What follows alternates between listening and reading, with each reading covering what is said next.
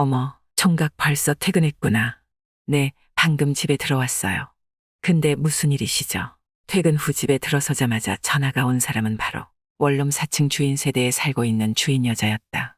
그럼 우리 집에 들러서 커피 한잔하고 가요. 네, 그래도 되는 걸까요? 뭘 어때요? 집에 나 혼자뿐인데 기다릴게요. 호홍.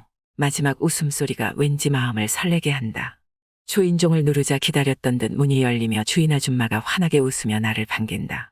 저 혼자 커피 마시는 중이었어요. 그녀는 생글거리는 모습으로 나와 눈이 마주치자. 커피 드실 거죠? 호홍. 그녀가 또 앙증맞은 웃음소리를 낸다.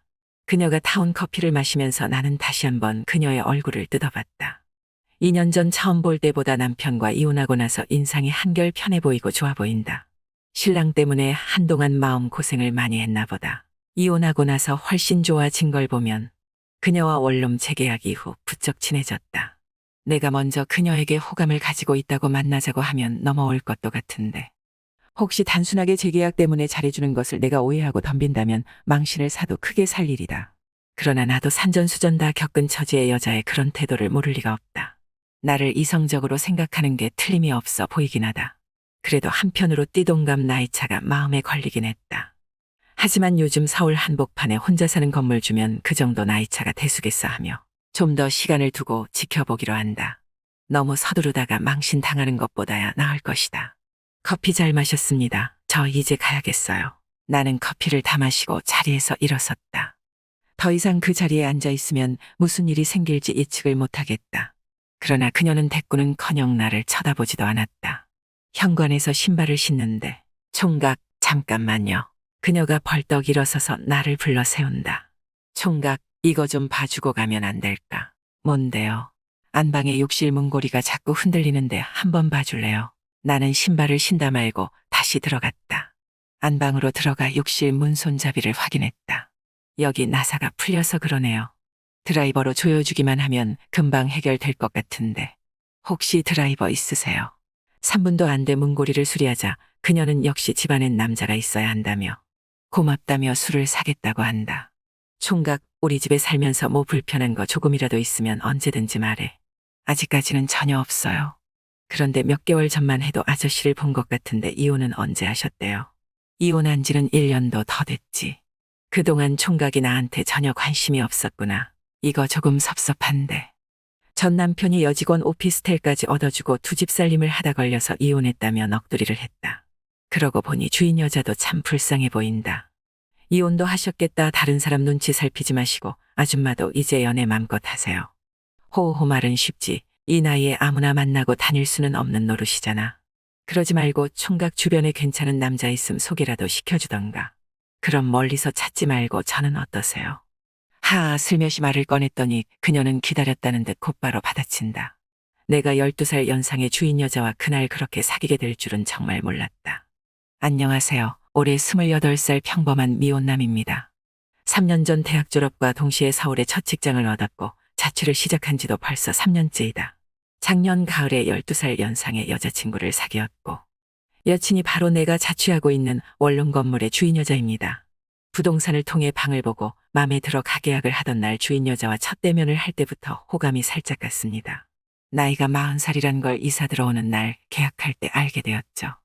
2년간의 임대기간이 끝나고 다른 곳으로 이사를 간다고 연락을 드렸더니 직장을 다른 곳으로 옮기는 것도 아닌데 왜 이사를 가느냐며 다른 데로 이사 가면 이사 비용이며 중개수수료며 돈이 2배로 더 든다면서 웬만하면 계속 살라고 하더라고요. 그래서 거기까진 생각 못했다고 며칠 더 생각해 보겠다고 했죠. 그리고 며칠 후 친구들과 간단하게 한잔하고 밤 9시쯤 집에 들어와 씻고 누웠는데 마침 주인 아줌마에게 전화가 와서 나를 부른다. 203호 총각 우리 집으로 잠깐 올라와 줄 수 있어 하신다. 왜요? 무슨 일 있으세요? 왜는 무슨 왜야. 집 계약 문제로 할 말이 있어 그런 거지. 총각 기다린다. 네, 바로 갈게요. 대충 챙겨 입고 4층 주인 집으로 올라갔다. 근데 집에는 아무도 없고 혼자 주방에서 나에게 대접할 과일과 차를 준비하고 있었다.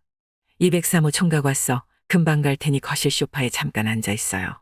주인 아줌마는 월 임대료 3만 원을 까가지고 관리비까지 안 받겠다며 다른 곳에 이사 가지 말고 계속 살라며 제안을 했고 관리비까지 안 받겠다면 총 5만 원을 혜택 보는 건데 나는 한치의 망설임 없이 계속 살기로 주인 여자와 구두합의했고 서로 만족할 만한 거래가 성사되자 기분 좋게 캔맥주를 마시며 이런저런 이야기를 나누었다.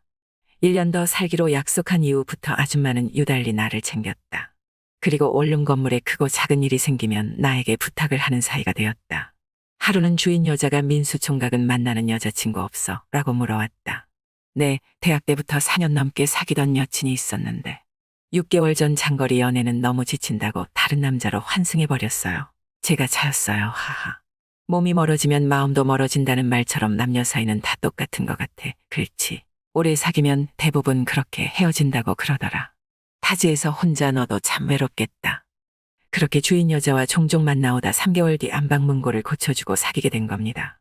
퇴근하면 매일 보는데도 조금이라도 빨리 집에 가고 싶어지고 회식이라도 하는 날엔 그녀가 절 데리러 왔습니다. 둘이서 자주 여행도 다녔습니다. 사람들이 왜 결혼을 하고 싶어 하는지 그녀를 통해 이해가 됐습니다. 그녀가 너무너무 편합니다. 같이 있으면 할 말도 너무 많고 옆에 있는 것만으로도 즐겁고 제 스스로가 굉장히 유쾌하고 재밌는 사람이 됩니다. 그녀가 올해 40살인데 나이가 있다 보니 재혼하고 싶단 말을 자주 하는 편인데 저와의 결혼을 살짝 망설이는 듯합니다. 아무래도 그 이유가 저의 경제적인 문제 때문인 것 같았어요. 여자친구와 사귀고 나서 얼마 지나지 않아 결혼 이야기가 나왔을 때 저는 제 여자친구한테 저의 모든 상황을 이야기해 줬습니다. 그게 당연한 거라고 생각했기 때문에 이야기를 했던 거고요. 그 당시 저는 돈을 한 푼도 모아놓지 못한 상황이었습니다. 원룸도 월세로 살고 있었지요. 저도 그 나름의 이유가 있는 게 2년 동안 직장 다니면서 돈을 좀 모았었습니다. 하지만 부모님에게 여러 가지 사정이 생겨서 급하게 빚을 갚아야 하는 상황에 제가 모아놓은 돈 거의 전부를 빚 갚는 데 썼었습니다. 저의 이런 이야기를 듣고는 여자친구가 걱정을 많이 하면서 솔직한 심정을 얘기하더군요.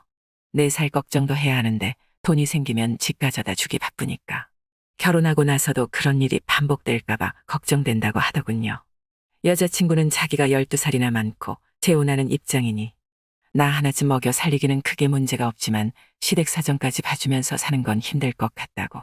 자기는 아무리 생각해도 자신이 없다고 합니다. 헤어지자고 직접적인 말을 한 건 아니었지만 여자친구가 헤어지자는 뉘앙스로 이야기를 살짝 했습니다. 이게 정말 사랑인지 확신은 하지 못하겠지만 그냥 아줌마랑 이대로 헤어지면 내가 어디 가서 이런 여자를 다시 만날 수 있을까란 생각이 듭니다. 저는 그녀와 헤어지고 싶지 않아요. 이 상황을 어떻게 하면 좋을까요?